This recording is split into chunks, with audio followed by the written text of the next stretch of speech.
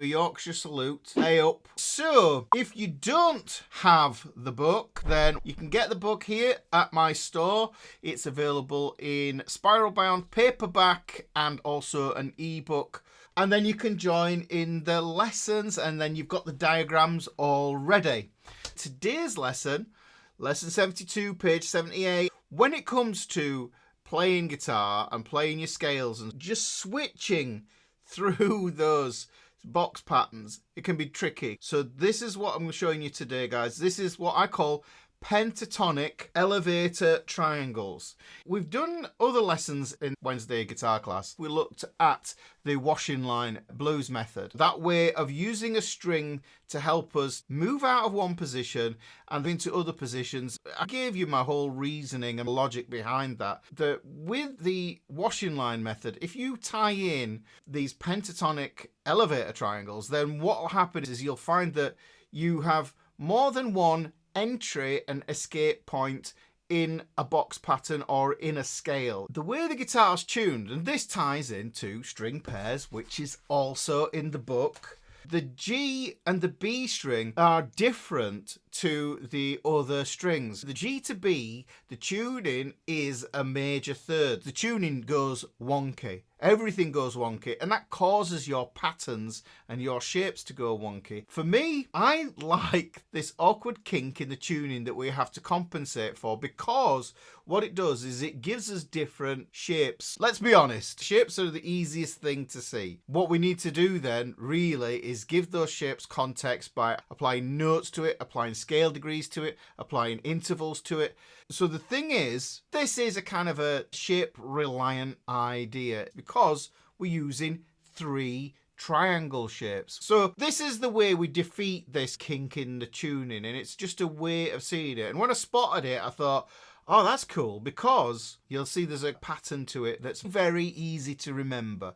It's very easy to just follow and launch your solos on. If you don't know, there are 5 box patterns. What we're going to do is we're going to look at the box patterns one at a time. We're going to do this in the key of A minor pentatonic, because this is the one that we all love so much and use all the time. So those are our frets. I'll just draw a line in there to show the head note there. I'll even put the string names: Eddie, A, Dynamite, Goodbye, Eddie, just so that you got your orientation there. And I want you to look at this actually, guys, because this is useful. That little line there, we can think of that as like an equator between 2 scales, but what we're doing is we're doing 2 notes on each of these here.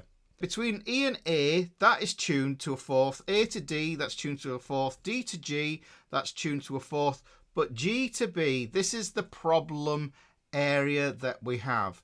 Now, I don't want to use this shape here, because what I want to do is I want to keep this really simple. I'm going to show you this in box 1 now.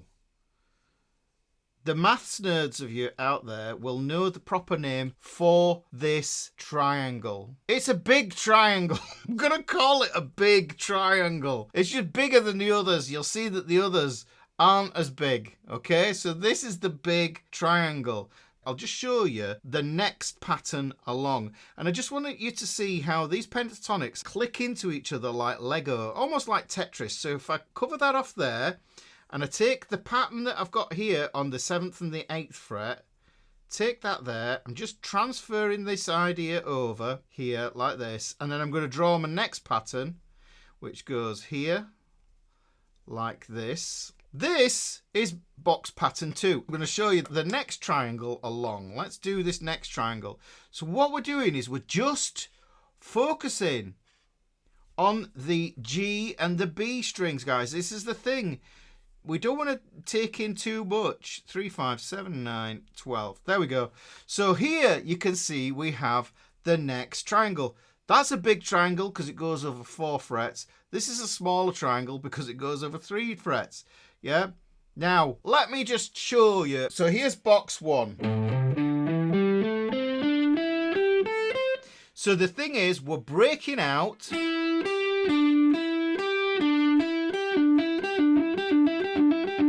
So you see there, finger 1, I use my pinky there, and finger 3 there. Now, the cool thing I like about this one, this gives me a location to throw an anchor down. Because it's in box 1, I call this the Chuck Berry zone. It's got all this business going on here. All those licks. It's all here. We could think of the notes E, we've got the G, and we've got the D. You can relate these as being the 4th, 5th, and flat 7th. You see how many different ways we can interpret this. So attaching those intervals, attaching the note names onto them is going to be extremely valuable. But at first, look at the shape. So I've got that there. And that'll help me to find my bearings. So what happens is these guys join up. So where the pinky is the start of the next pentatonic triangle. And you may know this as being the House of Blues. There's the triangle roof. And then if you put a rectangle on here,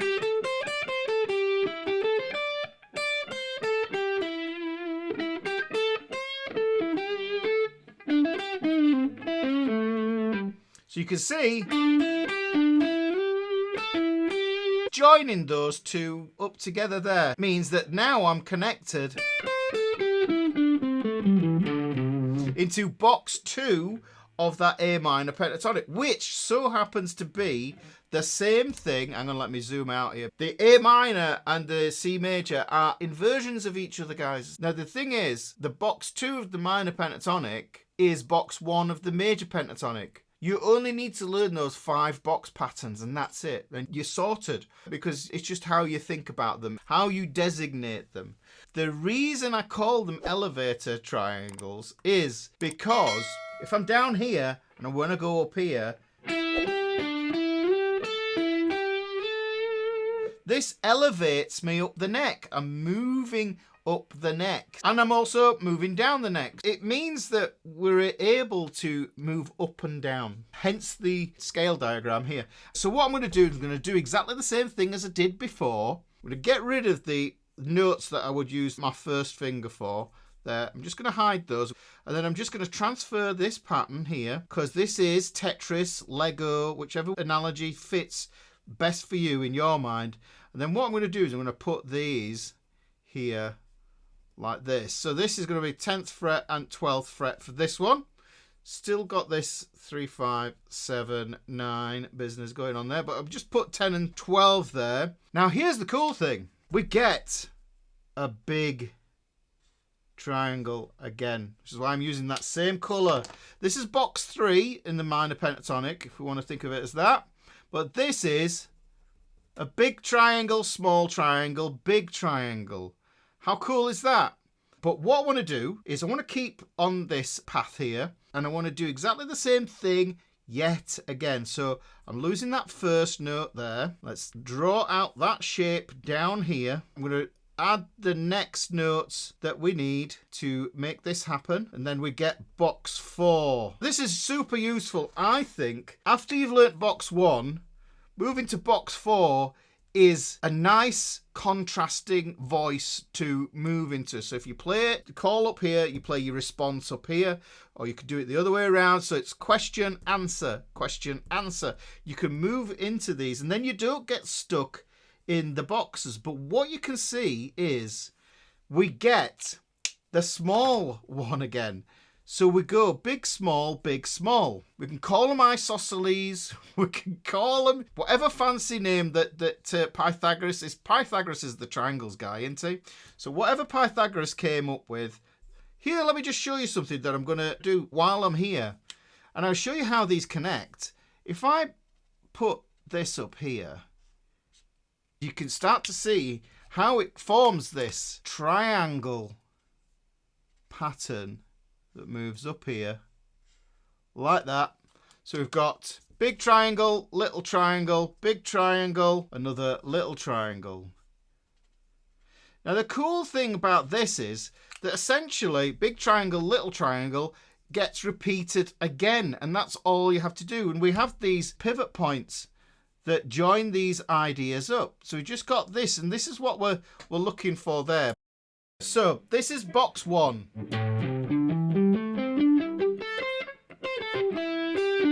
There is pink triangle. Here's box 2.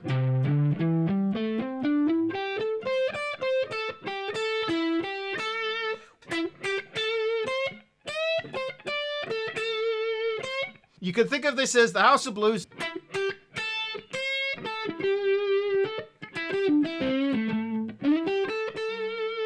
So it gives you something to target. You know exactly what's going on here. So look at that. You can see where the A minor chord lives under there. This is another cool thing about these ideas is we get this little shape here.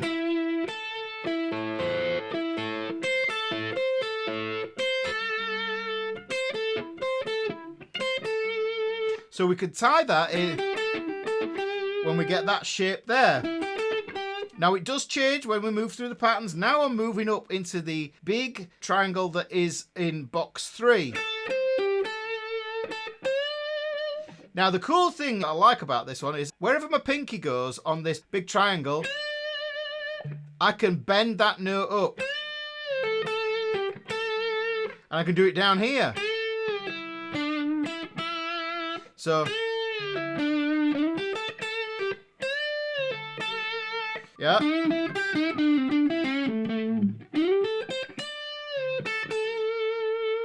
So, okay, we've got that there. Because this has gone big triangle, moving up to little triangle. I can do the same thing here.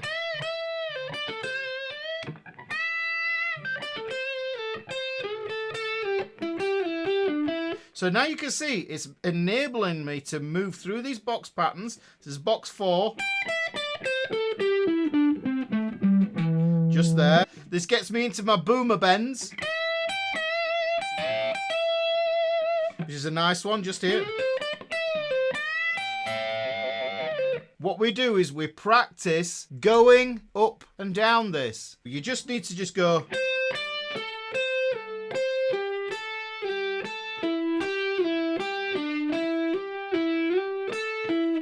You can do a Clapton trill.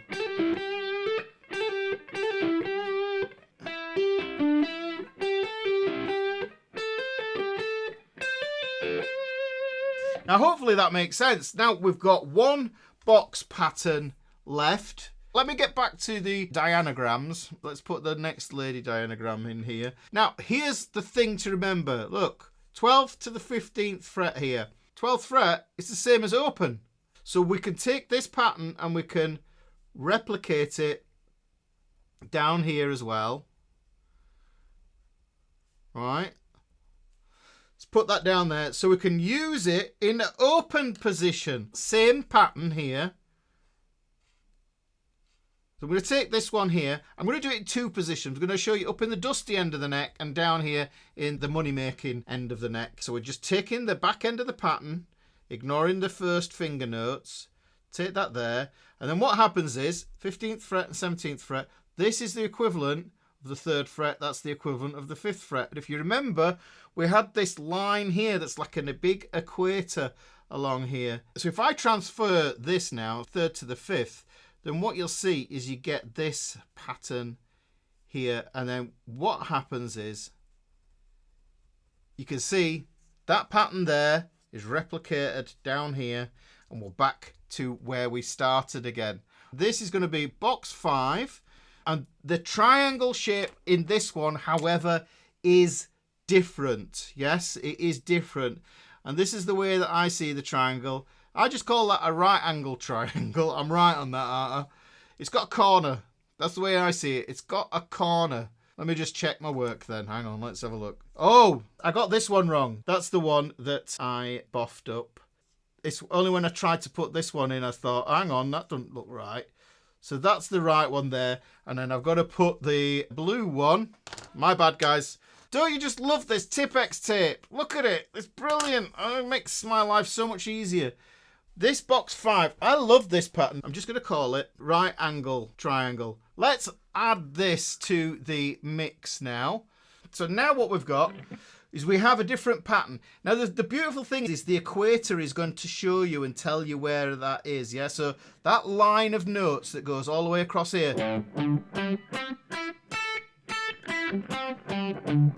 That one there is going to tell you that 2 of those notes are in that major third pattern like this. And there's the other one. The thing about this technique-wise is I like to use the first finger and use the roll technique here. Let's just talk about this. With the fingers, and I've talked about this before, about which fingers want to work with each other, and it's about tendons and how your ligaments pull against each other. The first finger and the third finger are what I call a walking pair, and these really want to work together. The second and the fourth want to work together. It makes sense. If we're using these 2 fingers, then you can use finger 2 there. That third finger is a good lead finger to move. It's good for targeting notes. So I could think to myself, do you know what? And use that to move myself, elevate into the box 1 pattern.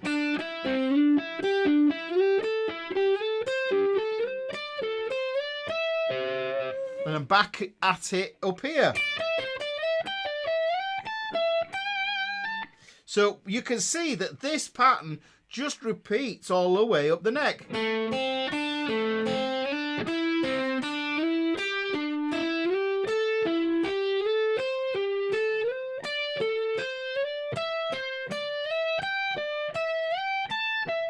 And that's a drill you could do. The thing to notice is we've only got 1 of these right-angled triangles. Then what we get is big, small, big, small, back to right-angled. What's the box pattern underneath that? That's box 5, which kind of, to me, I don't know if this makes sense to you. When I were a kid, we used to have these wardrobes in the 70s. I don't know if you had wardrobes. And this is the one that I think looks like a set of wardrobe doors. Look at the shape. Can you see? One of they were horrible veneered things. They usually had metal handles with that were really ornate. But it reminds me of wardrobe doors. Look at it like that. The doors open like that. Does it make sense, that, guys? Am I just being obtuse and crazy here? Because I'm a very visual person. Look, that's where the doors would split. So that's a door. Do you know what I mean? You'd have your suitcases and everything stored on top. Old boxes of Monopoly that nobody wanted to play because it always ended up in arguments. I don't know if that makes sense. It makes sense to me. I'm sharing that because it might make sense to somebody else how to see that scale. And that's the thing is associating these scales, knowing the shapes of them, because you've got to internalize these shapes. And I think that's one of the things about guitar. It's about shapes, but also, like I said at the head of the lesson, tying in all the other things that we need to tie in there as well. So there's that pattern. So it's just to help you to find your way around. Now I'm in this one here.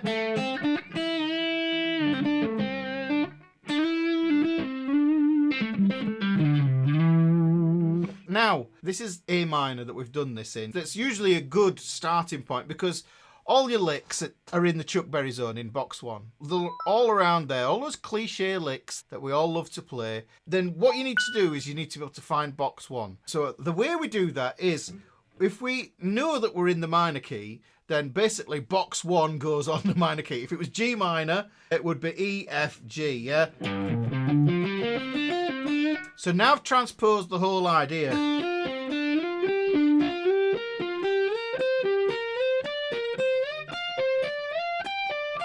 I need another fret to actually get the next triangle on there. But what if you're in the major key? Remember I said box 1 is the minor pentatonic. That's when you're thinking in the minor key, you look for box 1 of the minor pentatonic shapes that I've just been showing you. If it's the major, then it's going to be box 2 of the minor pentatonic. If somebody says to you, we're playing in B major, so you go B major and you know that's the B there, you go E, F, G, A, B. Yeah.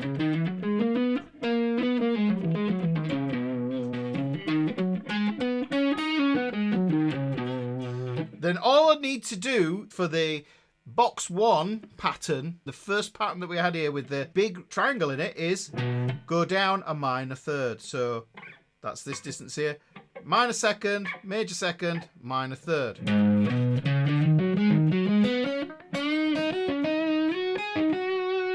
And that puts me in the correct spot. I've done this as a lesson in here. That's this one here, solo in the correct key every time.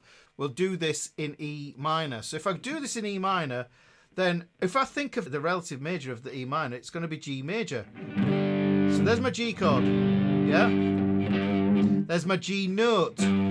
Go down a minor second, major second, a minor third. So there's my minor third, puts me on an open E. That's where I'm going to find box 1, which is here.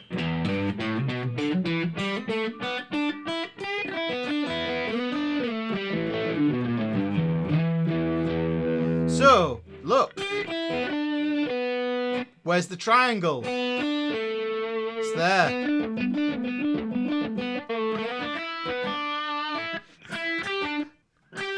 Next, it's the right angle triangle, which puts me on the double dots, which means the neck is starting again, which is the same as the open position down here. So it all begins again.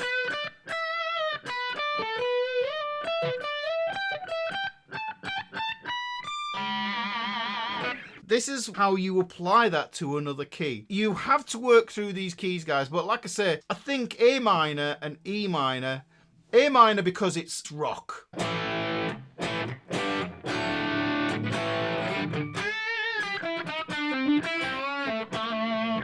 Yeah, so that blues rock stuff, it's all there. You can play it here as well in the major. Yeah. So, but when I think in E, it's really useful if you want to play metal. It's all going to be around here. It's all in this position. Yeah. After A minor, E minor, I'd say probably D minor becomes the next one. And here's another reason. I'm going off on a tangent. I didn't know this tangent was coming. Look at this. This is an E. Yes? You may want to experiment with this.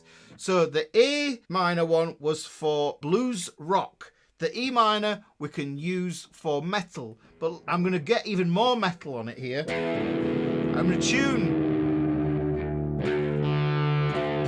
my E string to a D. This is drop D tuning.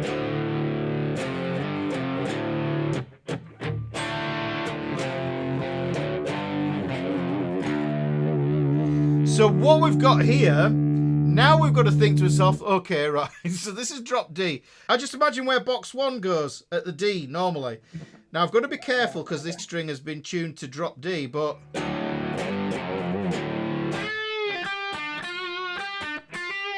so I've got my box 4 here.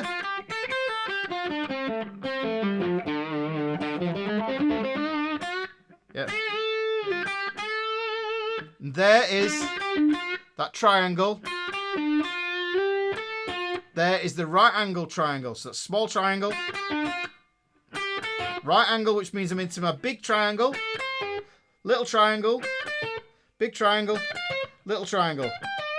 Even though I was in drop D there, it puts you in a different position for your elevator triangles. One of the cool things is that it enables you to access all the voices. I harp on about using the whole of the neck because it's not for an ego trip. It's so that you can tap into the different voices on the guitar.